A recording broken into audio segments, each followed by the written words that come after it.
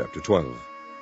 Then Jesus 6 days before the Passover came to Bethany, where Lazarus was, which had been dead, whom he raised from the dead. There they made him a supper, and Martha served, but Lazarus was one of them that sat at the table with him. Then took Mary a pound of ointment of spikenard, very costly, and anointed the feet of Jesus, and wiped his feet with her hair. And the house was filled with the odor of the ointment. Then saith one of his disciples, Judas Iscariot, Simon's son, which should betray him, Why was not this ointment sold for 300 pence, and given to the poor? This he said, not that he cared for the poor, but because he was a thief, and he had the bag, and bare what was put therein. Then said Jesus, Let her alone. Against the day of my burying hath she kept this.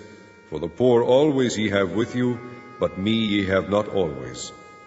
Much people of the Jews therefore knew that he was there, and they came not for Jesus' sake only, but that they might see Lazarus also, whom he had raised from the dead. But the chief priest consulted that they might put Lazarus also to death, because that by reason of him many of the Jews went away and believed on Jesus. On the next day much people that were come to the feast, when they heard that Jesus was coming to Jerusalem, took branches of palm trees, and went forth to meet him, and cried, Hosanna! Blessed is the King of Israel that cometh in the name of the Lord. And Jesus, when he had found a young ass, sat thereon, as it is written, Fear not, daughter of Zion, behold, thy king cometh, sitting on an ass's colt.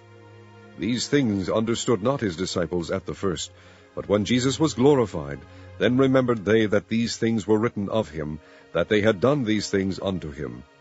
The people therefore that was with him, when he called Lazarus out of his grave, and raised him from the dead, bear record. For this cause the people also met him, for that they heard that he had done this miracle. The Pharisees therefore said among themselves, Perceive ye how ye prevail nothing? Behold, the world is gone after him. And there were certain Greeks among them that came up to worship at the feast. The same came therefore to Philip, which was of Bethsaida, of Galilee, and desired him, saying, Sir, we would see Jesus. Philip cometh and telleth Andrew, and again Andrew and Philip tell Jesus. And Jesus answered them, saying, The hour is come that the Son of Man should be glorified. Verily, verily, I say unto you, except a corn of wheat fall into the ground and die, it abideth alone. But if it die, it bringeth forth much fruit. He that loveth his life shall lose it, and he that hateth his life in this world shall keep it unto life eternal. If any man serve me, let him follow me. Where I am, there shall also my servant be. If any man serve me, him will my Father honor. Now is my soul troubled, and what shall I say? Father, save me from this hour. But for this cause came I unto this hour. Father, glorify thy name. Then came there a voice from heaven, saying, I have both glorified it, and will glorify it again. The people therefore that stood by and heard it said that it thundered. Others said, An angel spake to him. Jesus answered and said, This voice came not because of me, but for your sakes. Now is the judgment of this world. Now shall the prince of this world be cast out. And I, if I be lifted up from the earth, will draw all men unto me. This he said, signifying what death he should die. The people answered him, We have heard out of the law that Christ abideth forever. And how sayest thou, the Son of Man must be lifted up? Who is this Son of Man? Then Jesus said unto them, Yet a little while is the light with you. Walk while ye have the light, lest darkness come upon you. For he that walketh in darkness knoweth not whither he goeth. While ye have light, believe in the light, that ye may be the children of light. These things spake Jesus, and departed, and did hide himself from them. But though he had done so many miracles before them, yet they believed not on him. That the saying of Isaiah the prophet might be fulfilled, which he spake, Lord, who hath believed our report, and to whom hath the arm of the Lord been revealed?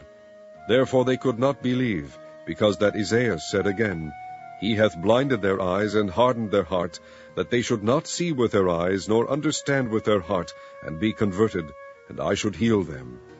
These things said Isaiah, when he saw his glory, and spake of him.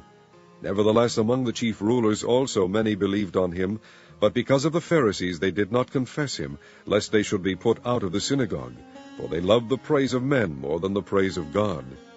Jesus cried and said, He that believeth on me believeth not on me, but on him that sent me. And he that seeth me seeth him that sent me. I am come a light into the world, that whosoever believeth on me should not abide in darkness. And if any man hear my words, and believe not, I judge him not. For I came not to judge the world, but to save the world.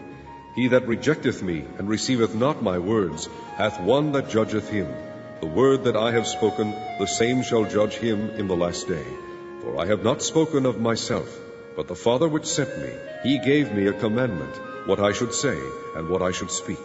And I know that his commandment is life everlasting. Whatsoever I speak therefore, even as the Father said unto me, so I speak.